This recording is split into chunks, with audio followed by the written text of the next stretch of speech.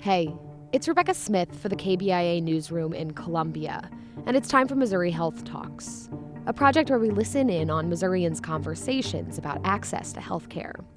This week we hear from Sheree Keeley. She's the executive director at Citizens Against Domestic Violence, a domestic and sexual violence shelter in Camdenton, Missouri.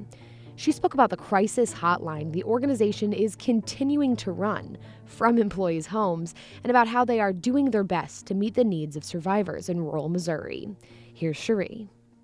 So we talk a lot as far as a staff about the whole work-life balance and how do you take care of yourself in the midst of working with situations where trauma is involved, because we know that there's a secondary effect for the worker when they're kind of dealing with things. I will tell you, the first thing that happened when the COVID situation came is that it was like, we need to get people out of the building. We need to get people safe. We had some people that fell into the high risk categories. So those were the first ones that we really encouraged to stay home and, take care of themselves and their health.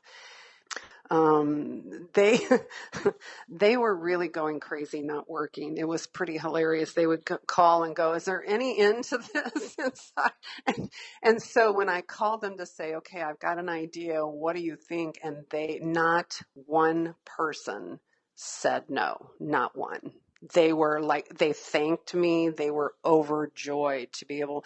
They love the people that do this work.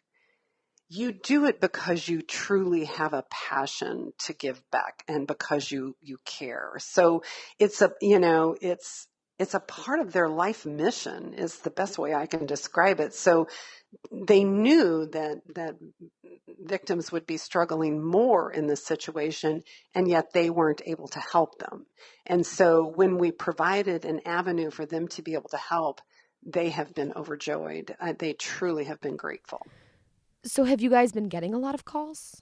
So interestingly, when it first, I think for us, we're like in week 5.